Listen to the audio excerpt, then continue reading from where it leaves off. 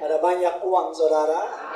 Haleluya, puji Tuhan saudara. Kalau saudara tidak keberatan, boleh kasih salam kiri kanan saudara. Katakan selamat ulang tahun, bilang saudara. Ya ini benar saudara, selamat ulang tahun saudara. Selamat ulang tahun. Siapa yang ulang tahun saudara? Hari ini adalah hari ulang tahun Gereja Internasional. Bapak Ibu, kita kenal dengan istilah Pentakosta. 2000 tahun yang lalu Bapak Ibu di Yerusalem, Allah mencurahkan rohnya yang kudus.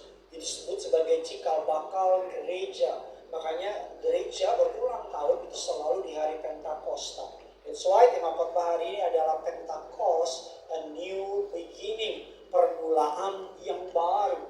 Sebelum Pentakosta, murid-murid adalah orang-orang yang penakut, oportunis, pengkhianat, penipu, dan mereka lari dari Tuhannya. Tapi setelah Pentakosta ada sebuah perubahan yang huge, yang besar. Tadinya mereka lari dari kematian, tapi sekarang mereka rela mati bagi Kristus. Kata kuncinya bukan mereka lebih pintar, kata kuncinya bukan mereka lebih hebat, kata kuncinya cuma satu, ada Roh Kudus yang menguasai mereka.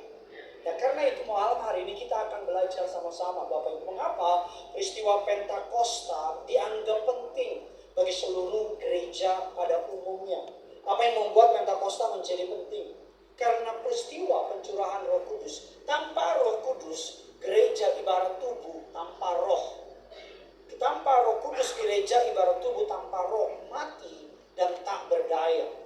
Reinhard Bonnke, Bapak Ibu, tokoh kegerakan Pentakosta, mengatakan sebuah kutipan yang rasanya tepat untuk gereja pada zaman sekarang. Dikatakan demikian dalam terjemahan Indonesia, semakin sedikit Roh Kudus bekerja di tengah kita, semakin kita merasa perlu mengganti kekuatan rohani dengan hiburan-hiburan semata. Ibaratnya gereja bertahan karena program, gereja bertahan karena ada kopinya, gereja bertahan karena ada di mall dan seterusnya. Pernyataan ini menegaskan betapa kita amat membutuhkan Roh Kudus bekerja di dalam gereja. Doakan gereja yang saudara beribadah agar dipimpin oleh Roh Kudus. Doakan gembalanya, penatuannya, pendetanya gak ikut-ikutan cara-cara dunia bikin gereja. Doakan agar semua yang melayani di sini murni dan tunduk sama navigasi dari Roh Kudus. Suatu hari saya ketemu sama seorang pengusaha cukup besar, Bapak Ibu. Ini cerita saja sama saudara. Dia ketemu sama saya, dia bilang gini, Pak Pendeta, enaknya sekarang ya bisnis yang paling gampang itu sekarang bikin gereja aja. Karena menghasilkan duit, gak ada pajak dan sebagainya. Awalnya saya masih ketawa-ketawa. Saya bilang, oh maksudnya gimana? Ya gampang sekarang bikin gereja.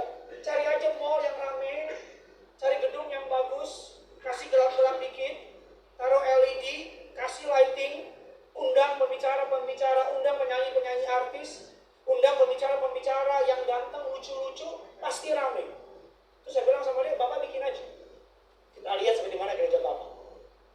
Saudara, dia dukung pengusaha atau dukung saya? Saudara dukung pengusaha itu. Nah ini beneran, ada orang gampang bikin gereja. Saya mau bilang sama saudara, saya ulang lagi perkataan saya berkali-kali. Memang saudara mau duduk ke bawah sini, kenapa mereka duduk di bawah? Karena telat.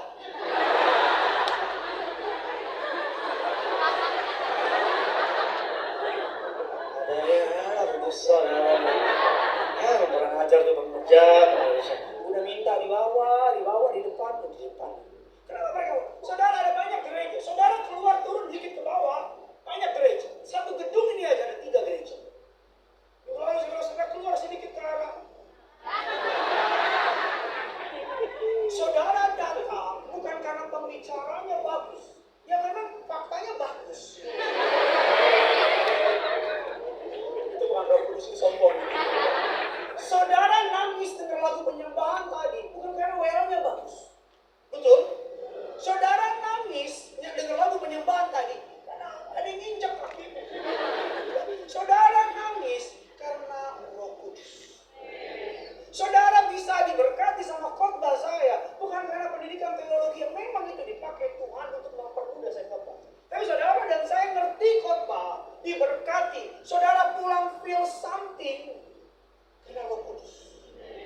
Gereja tanpa Roh Kudus akan bikin program-program gak jelas gitu. Gereja tanpa Roh Kudus akan bikin acara-acara gak jelas gitu. Cuman fokus ngumpulin massa, Cuman fokus banyakin orang, gak ada kemuridan. Fokus banyakin orang, gak ada perubahan hidup. Makanya menghasilkan jemaat yang instan. Mana gereja lagi rame? Datang. Mana gereja lagi hype? Datang. Pokoknya dalam 10 tahun dia hidup, udah 20 gereja. Dia datangi. Tapi saya mau bilang sama saudara, yang bikin gereja itu hidup, dipimpin Roh Kudus. Jadi kalau saudara mengasihi kerinduanku, church, saya cuma minta satu. Doakan seluruh leadership di gereja ini agar selalu tunduk sama Roh Kudus. Amin saudara. Siapa yang mengasihi gereja kerinduanku? Saya nggak angkat tangan. Siapa yang mengasihi gereja ini? Siapa yang mau berdoa bagi gereja ini? Amin ya.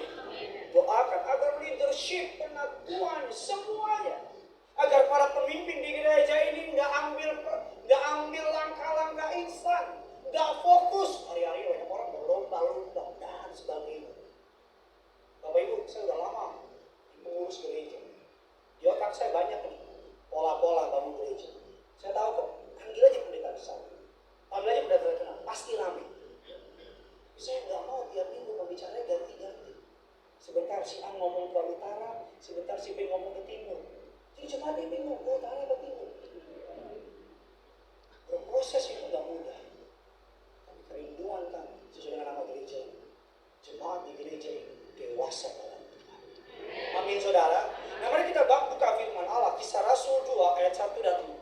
4 pasal ini kita baca sama-sama yuk Bapak Ibu. Yuk kita kasih tepuk tangan untuk yang duduk di depan ini saudara. Mereka ini bukannya tebal. Siap kok. Sebenarnya mereka pulang gerokan ini. Mari kita baca ya saudara. Mantap ya Dek. Keren ya. Mau di sini bareng saya? Mau yang dibaptis kemarin. Wahwe. Emang HP wahwe. Kisah Rasul 2 ayat 1 dan 4 yuk. Biar ramai gereja ini, kita berikan kemuliaan dulu, tepuk tangan yuk buat Tuhan kita.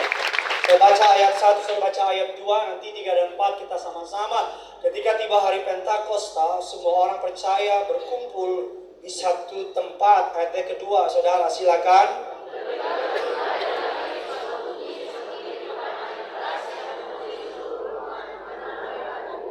Dan tampaklah kepada mereka lidah-lidah seperti nyala api yang bertebaran dan hinggap pada mereka. Apa Bapak Ibu? Sama-sama bilang sama saya, masing-masing.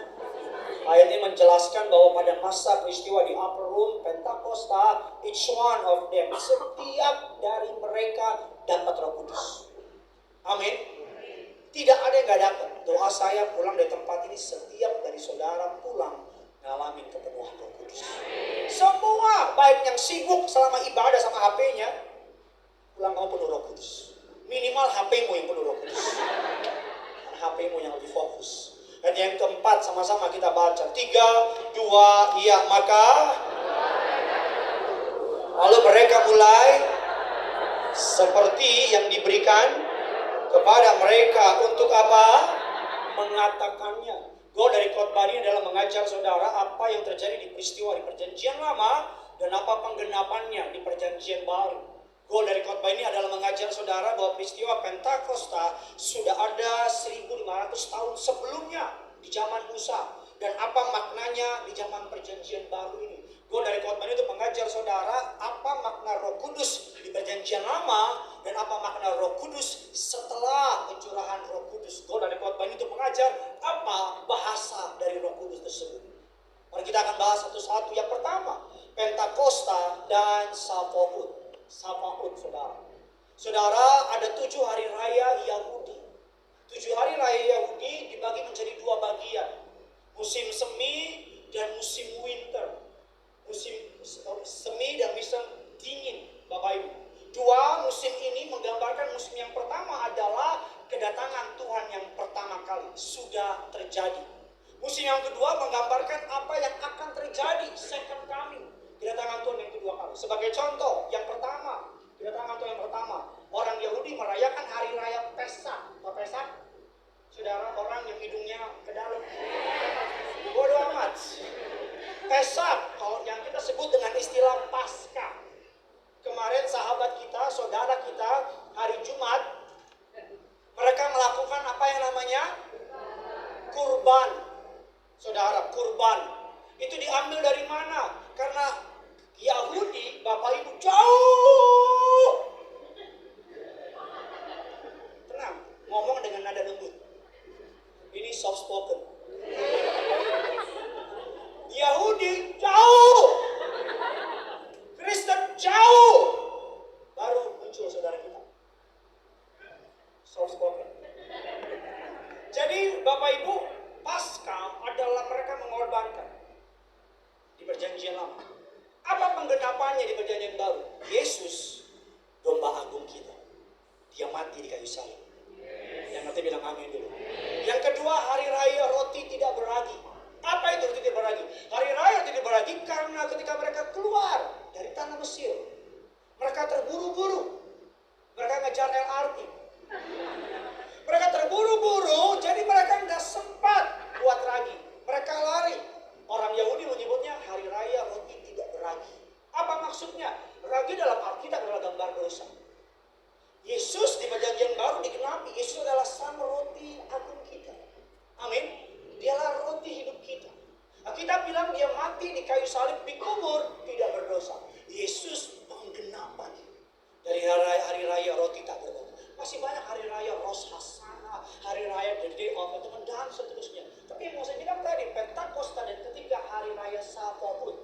Apa itu Shavuot? Shavuot adalah hari raya panen, hari raya perayaan panen. Dari kata panen, mereka membawa korban persembahan mereka, buah sulung mereka diberikan kepada imam. Makanya kalau saudara sering dengar kata buah sulung, gaji pertama, gereja ini nggak minta begitu. Saudara cukup apa yang Tuhan taruh di hati kasih. Karena gereja ini nggak mau nyusahin jemaatnya. Ya kita susahin aja ya. Masa nggak ada yang jawab lah. Nah, Shavuot pada apa relasinya, apa korelasinya antara Pentakosta, Bapak Ibu, Pentakosta dengan Shavuot, Bapak Ibu, zaman Musa dengan zaman Rasul-Rasul. Di tengah-tengah ada zaman Yesus, Bapak Ibu. Perbedaannya adalah 1500 tahun. Jauh sekali. Lalu apa yang menyatukan dua peristiwa ini? Mari kita belajar satu-satu. Pay attention, Bapak Ibu, anak-anak muda jemaat Tuhan. Di peristiwa Shavuot, Allah memberikan 10 hukum Taurat di gunung Sinai. Bapak Ibu, di gunung Sinai, Musa turun dari gunung Sinai. Dia bawa 2 iPad. Dari pagi sih nggak lucu, tapi saya paksa terus aja. Dia bawa 2 loh batu. Dia bawa 2 loh batu. Itu by the way tangan Tuhan sendiri yang nulis. 2 loh batu itu tangan Tuhan sendiri yang nulis. Ketika Musa turun ke bawah, dia kaget. Dia bilang, OMG. Kenapa? Karena bangsa Israel karena nggak sabar membangun yang namanya apa? Lembu emas. Musa ngamuk, tantrum dia. Dia banting tuh 2 loh batu. Dan kita bilang, saudara dengar baik-baik, karena nanti saya akan bandingkan sampai setelah Pentakosta. Banting 2 loh batunya, dan Musa bilang begini, siapa yang menyembah lembu emas ke kiri? Siapa yang menyembah Allah Israel ke kanan? Alkitab mencatat, at that time, yang mati 3.000. Sama-sama ulangin perkataan saya. Loh batu. Sama-sama bilang sama saya, loh batu sudah. Sama-sama bilang sama saya, lupa saya. Loh batu, sama-sama bilang sama saya 3.000 orang mati. Kita pikir, dan selesai. Tapi 1.500 tahun kemudian, saya ulangi bantu saya ya.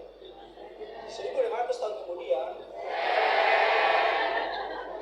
saya cinta sama jemaat Kuningan. Jemaat Kuningan diapain aja nurut. Keren memang. Sekali lagi ya. 1.500 tahun kemudian, saya tuh cinta sama jemaat Kuningan. Jemaat Kuningan diapain aja nurut.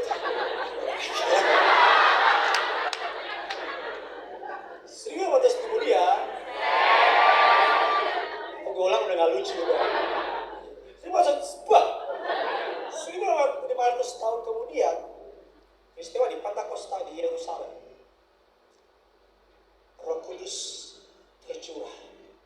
Sebelum saya jawab pertanyaan saudara dan saya, apa kesamaannya? Saya mau tanya jemaat kerinduanku kuningan. Tolong jawab saja. Jawab saja. Salah, benar, tidak mempengaruhi keselamatan. Oke, siap ya? Dilarang abstain. Dilarang sok cool. Dan orang-orang oportunis di gereja ini gak diterima. Yang sosok. Semua harus angkat tangan. Kalau lo gak angkat tangan, saya kasih pilihan ketiga, angkat kaki. Oke? Pertanyaan saya mudah, gak susah. Apakah Roh Kudus sudah ada di perjanjian lama? Atau Roh Kudus baru ada setelah pencurahan? Yang bilang sudah ada, angkat tangan. Oke? Ini kan yang angkat tangan lebih dikit dari yang angkat tangan. Berarti logikanya jawaban kedua lebih banyak. Yang bilang, iya dong. Iya dong. Sebelum lo jebak gue jebak lo dulu. Yang bilang Roh Kudus sudah ada, angkat tangan. Kok nambah? Yang bilang sudah ada, angkat tangan dulu ya. Oke sih. Yang bilang Roh Kudus di perjanjian lama belum ada, angkat tangan. Capek tuh gak dimarahin gue. Capek tuh gak. Udah diingetin masih kepala batu. Sama-sama bilang sama saya bukan kepala batu. Bilang. Lo ngomong lo lakuin. Jawabannya Roh Kudus sudah ada di perjanjian lama. Lalu pertanyaannya, apa bedanya Roh Kudus di perjanjian lama dengan Roh Kudus setelah pencurahan? Sudah pernah mikir kayak gitu nggak? Apa bedanya? Wah, yakin sih. Wah, bodo amat. Gue datang kemari aja nggak mikir gue. Datang gue duduk, yang penting gue udah gereja. Nah, uang apa yang penting murah gue setia aja. Kadang-kadang nih persembahan gue sosok foto, kadang kagak. Foto aja, segera hapus lagi. Nipu gue. Apa bedanya Roh Kudus di perjanjian lama dengan Roh Kudus setelah pencurahan? Karena kalau nggak beda, so what for hari pencurahan? Betul nggak?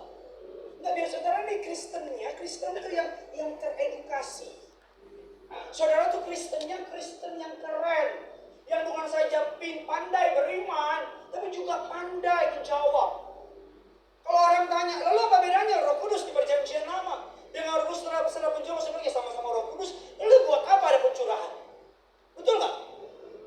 Kalau sifatnya sama, kualitasnya sama, lalu kenapa Yesus bilang sama murid-muridnya, tunggu ya 10 hari. Dapat apa? Dapat sama yang dulu. Ngapain? Mari kita cepat saja Bapak Ibu. Perbedaan antara perjanjian lama, Roh Kudus perjanjian lama dengan di perjanjian baru yang pertama. Di perjanjian lama, Bapak Ibu, Roh Kudus itu selektif. Di perjanjian lama, Roh Kudus itu hanya datang kepada orang-orang pilihan. Kepada nabi, raja, imam. Roh Kudus perjanjian lama. Sebagai contoh, kalau ini perjanjian lama, Roh Kudus cuma ada di saya. Di kamu jemaat, tidak. Oleh kelihatan kan tidak ada Roh Kudus.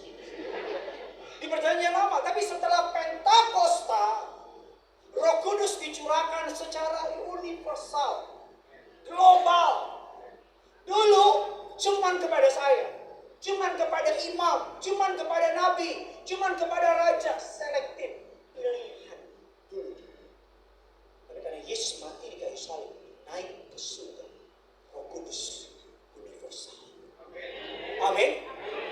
Sama-sama bilang kiri kanan saudara, kita punya Roh Kudus. Yang kedua, mari kita cepat lagi. Di perjanjian lama, Bapak Ibu, Roh Kudus hanya mengunjungi. Bisa datang dan bisa pergi. Makanya ingat kisah ketika Saul diurapi? Alkitab bilang Roh Allah menguasai Saul, tapi berapa perikop kemudian Alkitab bilang Roh Allah mundur dari Saul. Ingat Daud bilang apa di kitab Mazmur? Jangan ambil rohmu daripadaku. Ingat ketika Simpson jatuh, Simpson? Aku yang lemah. Simpson ketika jatuh, Roh Allah mundur dari dia. Di perjanjian lama, Bapak Ibu, Roh Kudus itu come and go. Roh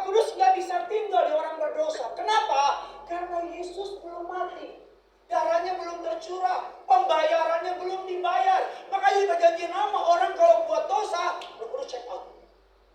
Tapi di perjanjian baru, Yesus mati, bangkit, naik ke surga, dimuliakan, maka darah menjadi alat bayarnya. Even though kamu dan aku orang berdosa, di perjanjian lama, Roh Kudus datang dan pergi. Di perjanjian baru, Roh Kudus tinggal.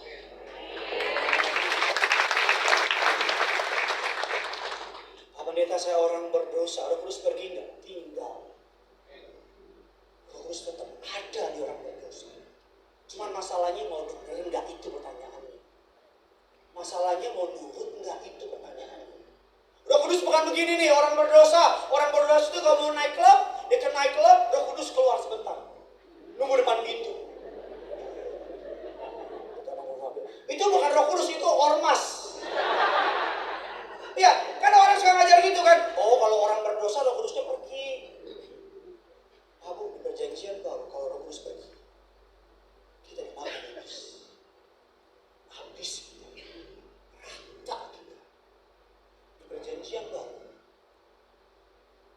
saya harus pakai kalimat ini, tapi mohon maaf karena nggak sering saya ngomong bisa bebas. Oke, sebajingan apapun, selama kamu masih bernapas, Roh Kudus masih kasih kesempatan. Makanya kamu yang udah nikah mau gampar istri, Roh Kudus bilang jangan. Terus betul, tampar mas. Tampar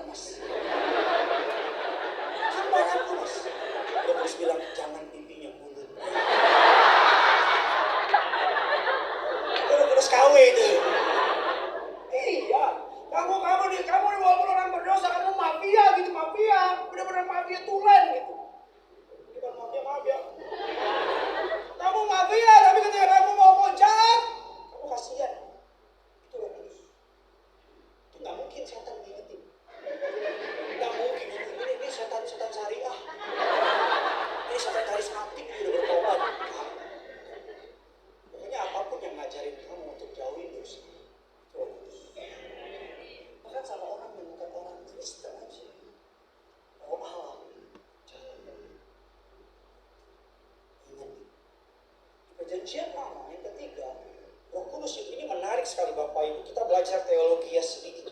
Di perjanjian lama, Roh Kudus, kata Roh Kudus itu menggunakan kata dipercikan.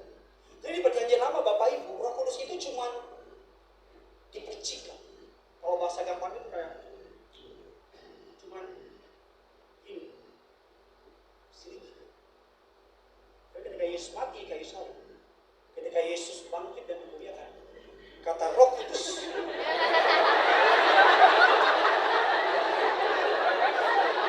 yuk korban buat Tuhan, yuk bagi nama Tuhan, yuk. Mau gak? Kamu topinya macan, bajunya dino. Generasi ababil. Kamu mau gak? Buat Tuhan loh. Ya. Di perjanjian lama, Roh Kudus cuma dipercikin, maaf ya.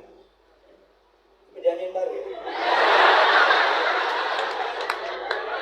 Udah masih aja. Jangan dilawan ya. Ya sebut Yesus. Boleh nggak? Hah? Boleh nggak?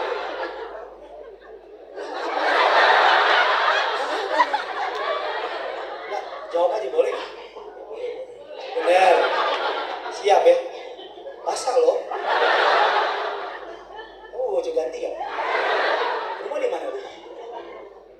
Jakarta Selatan, Jaksel. Orang Jaksel cool. Kerja kuliah? Kerja di mana? SCM. Kamu dokter? Oh.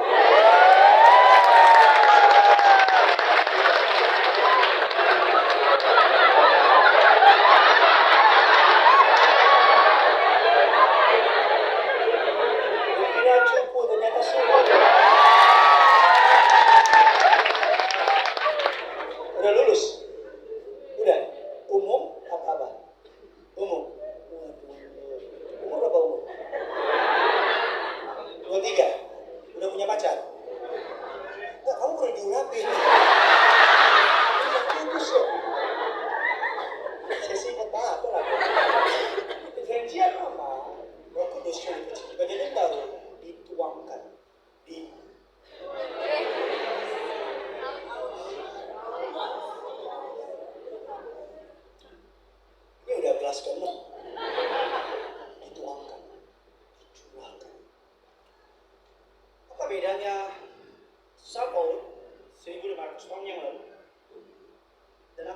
korelasinya dengan Pentakosta.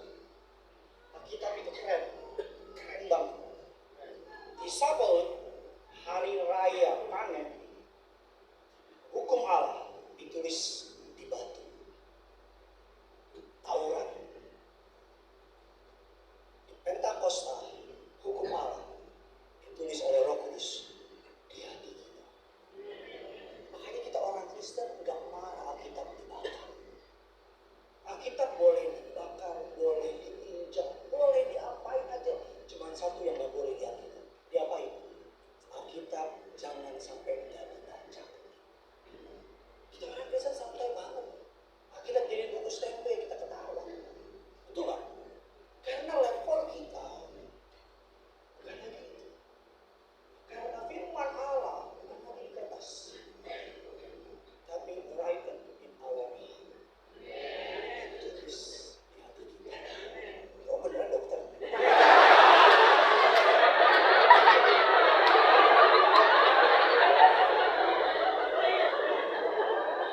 Mukanya kelihatan. Sering masuk rumah sakit. Siapa namanya bro? John K. Maaf ya gitu. John siapa? John Christian. Udah itu aja. Di Sabaoth, ajak teman-teman seru di sini. Lebih seru di sini ya. Cuma Tuhan. Jangan mancing-mancing.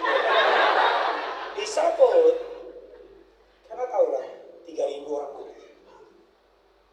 Di Pentakosta 1.500 tahun kemudian Petrus berkhotbah. Berapa yang bertobat? Coincident? Definitely not. Apa korelasinya? Sabaoth, Taurat menelanjangi dosa kita. Taurat itu kayak kaca pembesar, tau kan? Ketika Taurat diturunin, manusia baru tahu bobrok banget. Oke, baca Alkitab. Ketika Musa bawa Taurat, berontak bangsa Israel. 3.000 mati. Tapi ketika Roh Kudus turun, Spirit of God, kita bilang apa? 3.000 orang diselamatkan. Oh, kalau bicara Sabaoth, ini mati semua, termasuk saya. Karena tidak ada yang bisa memenuhi standarnya. Tapi dalam peristiwa Pentakosta, Roh Kudus dicurahkan. Kita bilang apa? 3.000 orang diselamatkan. Mati jadi hidup. Ditulis di luar batu. Sekarang ditulis di luar hati. Amin Bapak Ibu, kita berikan kemuliaan. Kenapa jatuhnya di hari raya panen? Zaman dulu mereka panen makanan, minuman. Saudara, mereka panen hasil tani. Tapi sekarang kita panen jiwa-jiwa. Bapak Ibu, mari kita baptis. Yang baptis hampir 30%-nya orang bukan Kristen. Ini salah satu. Ada yang baptis kemarin? 1, 2, itu dia. Jerman ya? Atau ini? Ada? Oh, udah baptis ya? Belum, nanti baptis ya. 30% dan orang Kristen. Jadi percaya baptisan sekali. Pendeta, saya jatuh dalam dosa mau baptis ulang, itu tobat. Kamu bertobat nggak berbaptis. Sekarang. Oleh karena itu, mari pertama yang kedua, mari kita belajar lebih dalam lagi yang kedua. Sebelum saya undang Dr. John. Keyboard bisa bantu saya. Yang kedua adalah menara Babel dengan Pentakosta. Apa kaitan teologis antara peristiwa menara Babel dan Pentakosta? Apa kaitannya? Apa hubungan kalau tadi Sabaoth, Bapak Ibu, dengan yang namanya Pentakosta 1.500 tahun? Jauh banget. Ini yang namanya Pentakosta sama menara Babel lebih jauh lagi. Siapa ingat peristiwa menara Babel? Tahu menara Babel? Samping cawang. Saya tidak banyak setannya kata gitu. Saudara, di menara Babel, kita belum begini. Mereka satu bangsa, satu bahasa, satu nusa. Indonesia. Indonesia. Mereka satu bangsa, satu bahasa. Alkitab bilang mereka belum ada suku bangsa. Mereka one nation. Satu bangsa, satu bahasa. Makanya karena mereka satu bangsa, satu bahasa, mereka bisa membangun menara amat sangat tinggi. Alkitab bilang menara Babel adalah picture, gambar dari kesombongan manusia yang ingin mencari nama tanpa campur tangan Tuhan. Allah turun, sekarang ini kalau kita bayangin zaman sekarang di komedi-komedi, itu pasti pada hari itu lucu banget. Mereka tadinya kerjasama bareng-bareng, yang minta paku dong, temannya kasih paku. Yang minta palu dong, temannya kasih palu. Mereka mulai ngebangun, ngesak, semen dan sebagainya. Everything's good. Allah turun. Allah kacauin bahasa mereka. Dikacauin sama Allah. Saya kebayang ada orang bilang, minta paku dong. Tiba-tiba dia gak ngerti. Ayo liar, ayo macan. Terus temannya ngomong lagi, aku aduh lagi. Saya keluar mulai. Temennya bilang, ini homa, ini hola. Bingung. Sampai mereka tuh kayak, lu jadi begini nih. Allah kacau ini. Bahkan ayat selanjutnya bilang, Allah lempar mereka. Ingat, orang yang sombong Tuhan kacauin. Lihat deh, orang yang sombong dikacauin sama Tuhan. Orang yang pengen naik ke atas, cari nama besar tanpa melibatkan Tuhan, dikacauin. Untuk sementara kelihatan everything's good. Untuk sementara kelihatan everything's works, everything's smooth, everything's kayaknya benar gitu. Tapi orang yang sombong tidak ngandalin Tuhan. Buktikan omongan saya. Dikacauin sama Tuhan. Long story short, apa kaitannya menara Babel sama Pentakosta? Apa kaitannya? Di Pentakosta, saya bisa baca di rumah ayat di dalam Kisah Rasul 2. Di Pentakosta, kita bilang seluruh orang dari penjuru dunia berkumpul, betul? Mereka kumpul di Yerusalem. Mereka masing-masing orang Virgia, orang Familia, orang Arab Saudi, orang pendatang dari Roma, dari Asia, Eropa, Afrika, kumpul semua. Kita bilang di 2 Kisah Rasul ayat yang ke-15, Kisah Rasul ayat yang ke-15, jam 9 pagi. Petrus lagi diri. Waktu itu belum ada yang namanya translator, dan teman-temannya. Tiba-tiba Petrus ngomong. Dia ngomong gini, maju. Orang kaya bilang, Yoras.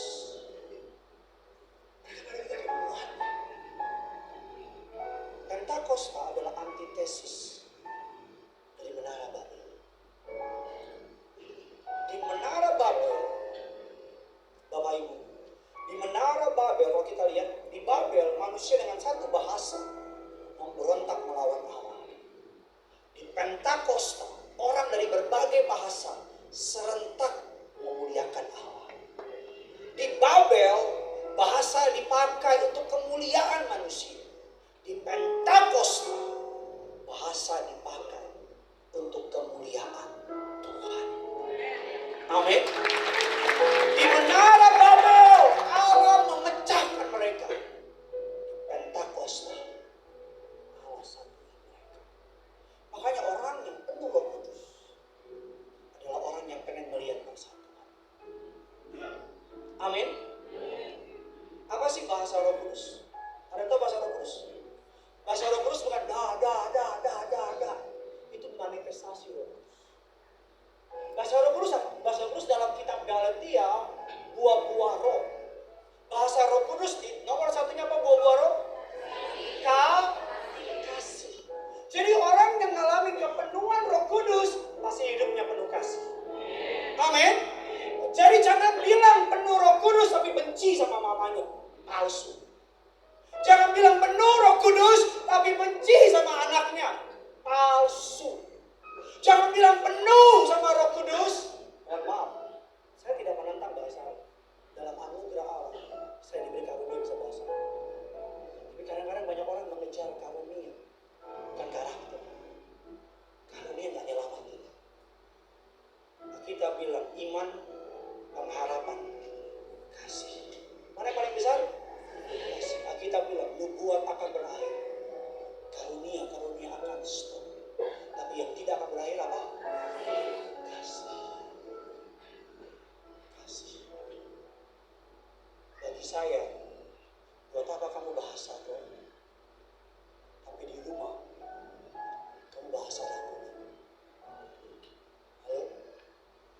saya, buat apa kamu di gereja getar-getar?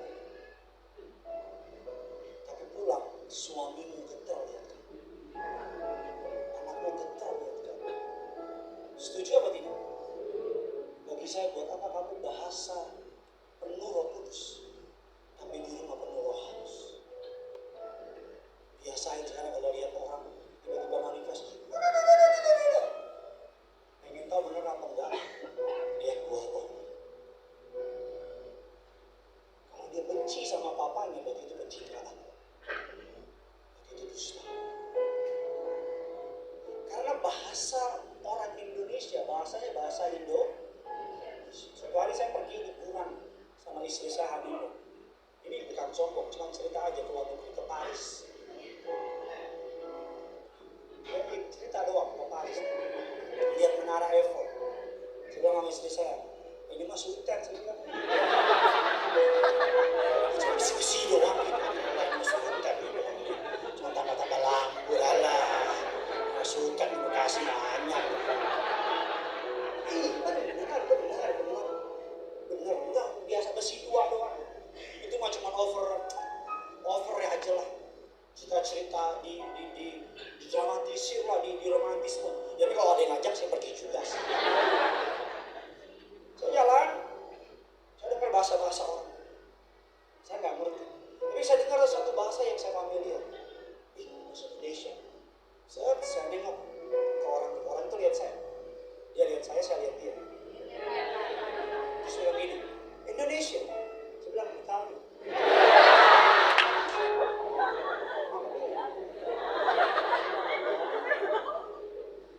Kita dengar bahasa Indonesia kalau kita keluar negeri, kita akan seneng ya. Kita sekali mengenai Indonesia. Dari mana saya tahu dia anak? Dari mana saya tahu dia anak Kristen? Ketika suaminya selingkuh, dia bukan ngajuin cerai, tapi dia doain suaminya. Saya bilang, oh itu Kristen.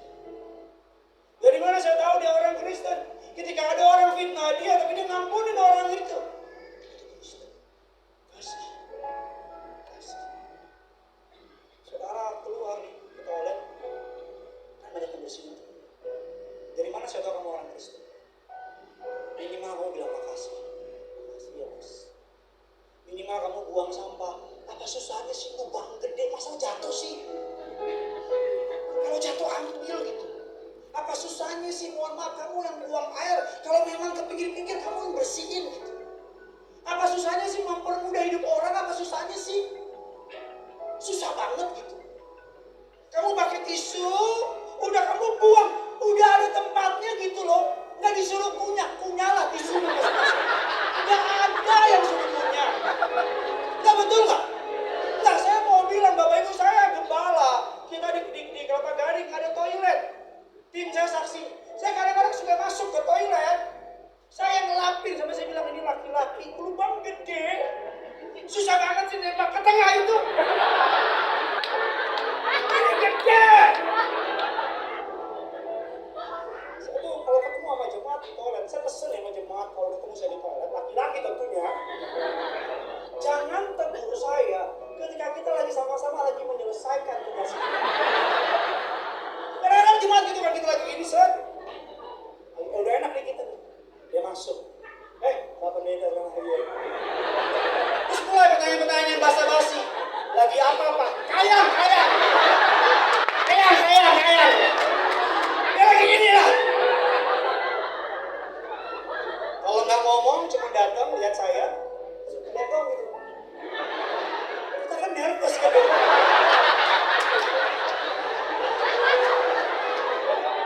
Dan yang paling kurang, shalom Pak, tidak shalom. Shalom aja bisa lontong bilang deh.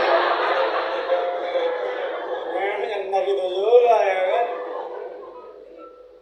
Pak, Bu, toilet, kasih.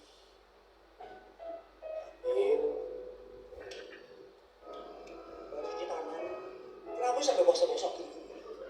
Hari itu cuma gini. Ya.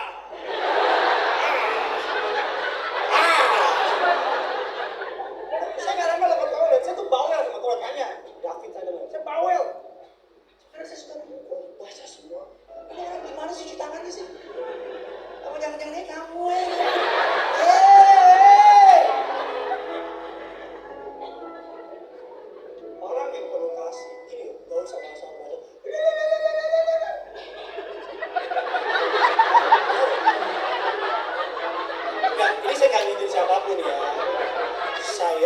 saya bahasa roh. Percaya Bang. Percaya. Kadang-kadang orang saya bahasa roh. Istri saya nggak bisa bahasa roh. Saya bisa. Tapi masuk surga nggak istri saya? Ya masuk lah. Juga dia masuk. Dia nggak masuk. Gue mau pegang dia daripada lo. Setuju ya? Setuju ya? Toilet. Ya dong. Cuci tangan yang benar. Ambil tisu. Tisu nggak usah kayak mau ambil sampai.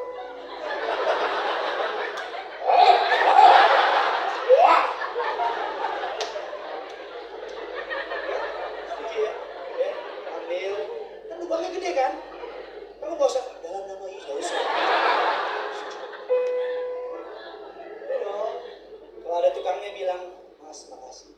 Kalau ada duit 20.000 atau gocap, kalau gocap menang banyak deh. Ini ada 800, banyakan dia daripada gue. Ini gue jaga toilet aja deh. Saya bos. Bercanda. Amin. Kemarin kan ada saudara kita yang meninggal yang suka mengkritik kekristenan. Kritik koloni namanya.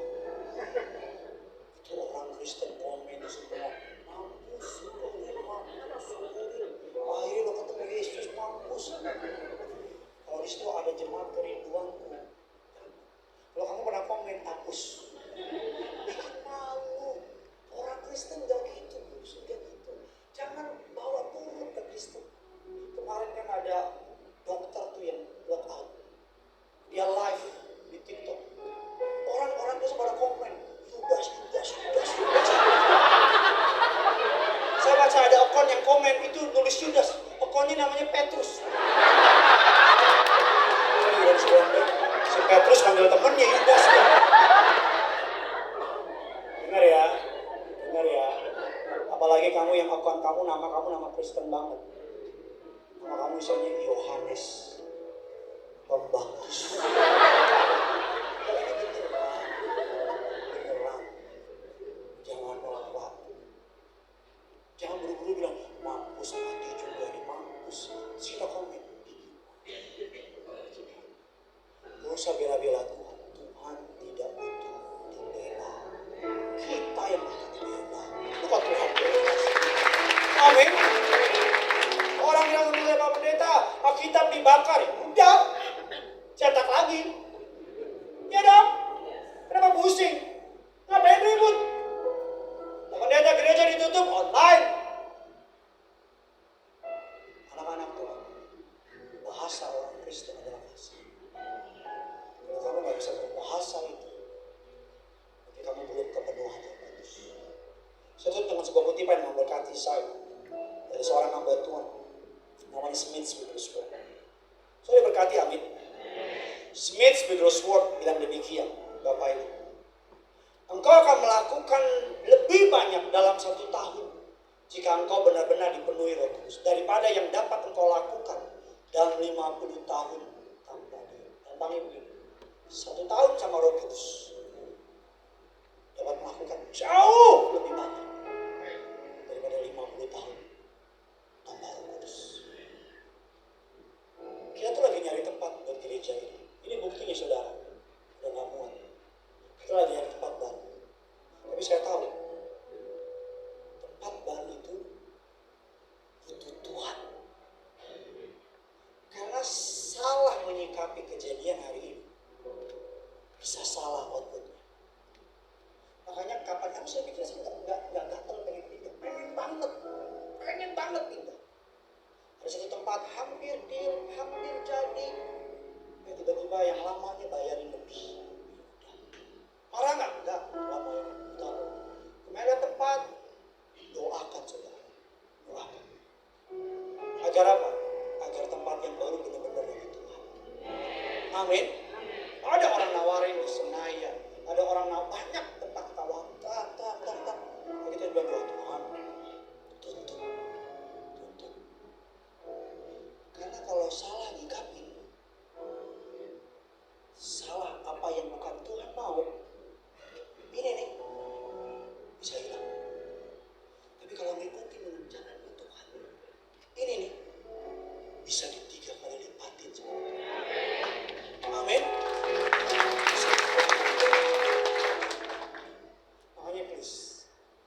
Superman. Gembala kuat, pendeta kuat, karena jemaat mendoakan. Tolong talu doakan kami. Mintanya gak sama Tuhan, agar gereja kerinduanku dinavigasi sama Roh Kudus. Pimpin terus. Biar khotbahnya gak ngomongin apa-apa, cuma ngomongin Roh Kudus taruh di hati. Maka akan gini nanti, jemaat akan gini. Gila ya, khotbahnya kena banget ya. Kok pas banget ya? Kok tahu aja sih dia sih? Karena Roh Kudus. Saya khotbah di sini, sama saya tadi khotbah di Gading, beda. Saya nonton aja, ayatnya sama, tapi penjabarannya beda. Kenapa? Karena orangnya beda, masalahnya beda, tantangannya beda. Saya khotbah di Bekasi, soal pekerjaan, amin. Banyak yang cari kerja. Saya khotbah di sini soal pekerjaan. Kalaupun ada yang amin, orang Bekasi juga itu. Amin. Orang mana? Bekasi lah. Cuma pindah tempat doang.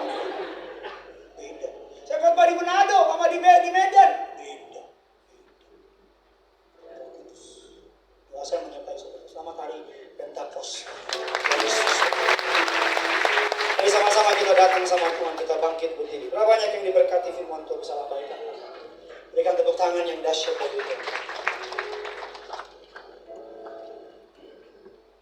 Sama-sama kita bangkit berdiri. Berapa banyak yang diberkati firman Tuhan bisa lambaikan tangan saudara?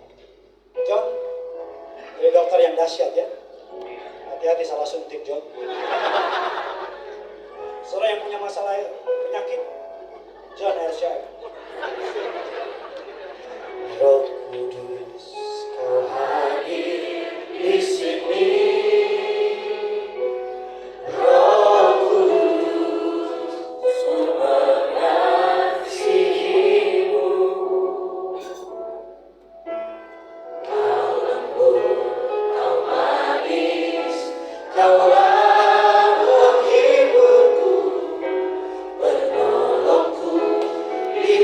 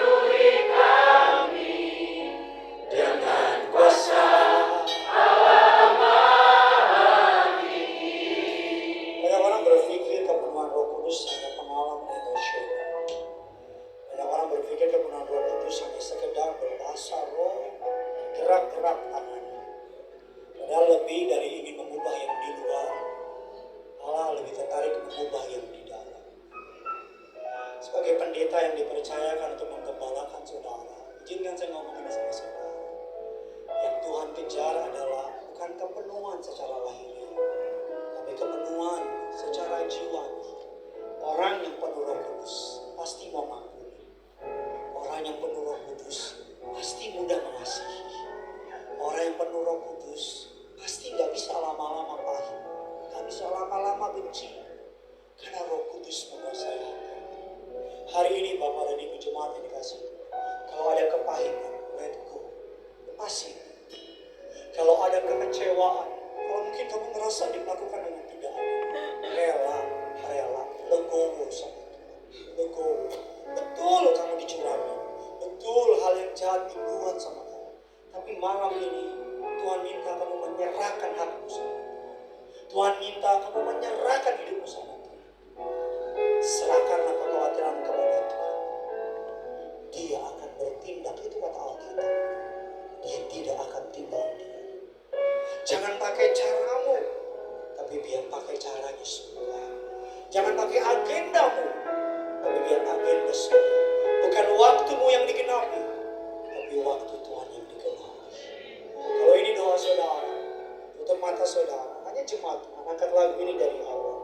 Gak usah pedulikan kiri dan kanan saudara. Bilang Roh Kudus, kau hadir di sini, jemaat Tuhan.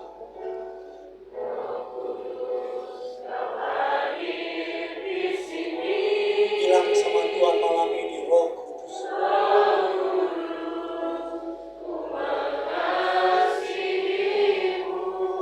Kau lembut, kau manis. Kaulah penghibur, penolongku.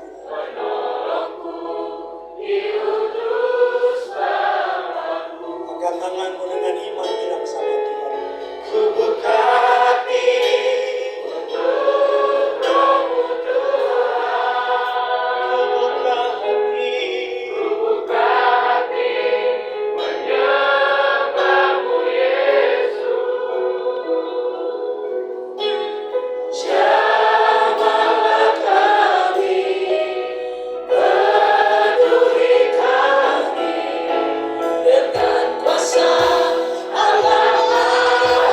Sembilan puluh tangan berkatakan, buka hati untuk Roh-Mu Tuhan. Buka hati kami Tuhan. Menyembahmu Yesus.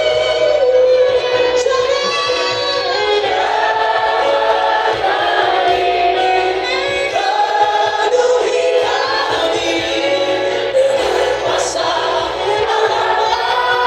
Kami buka hati kami Tuhan. Ku buka hati untuk Roh-Mu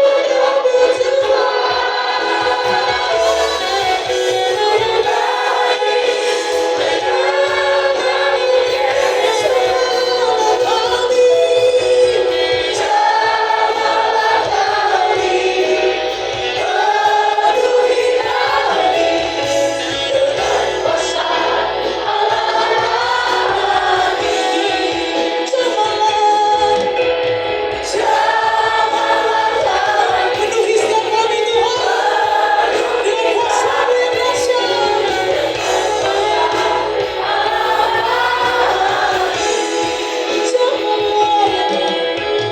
Jamahlah kami, penuhi kami dengan kuasa Allah Maha Tinggi.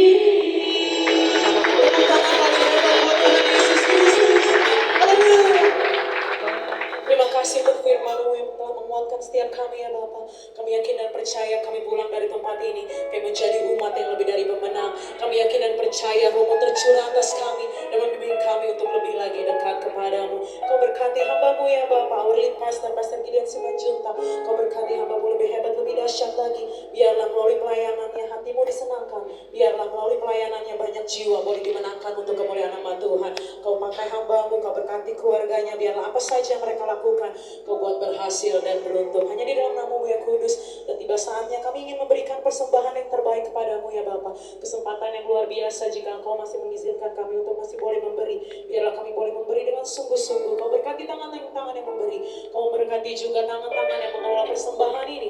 Biarlah persembahan ini boleh menjadi media untuk terus memperluas kerajaan-Mu di muka bumi. Hanya di dalam nama yang kudus kami siap untuk memberi. Yang percaya sama-sama katakan amin. Selamat duduk kembali saudara. Selamat memberi. Sebelum apa persembahan diadakan, selamat memberi yang terbaik. Kita mengucap syukur atas persembahan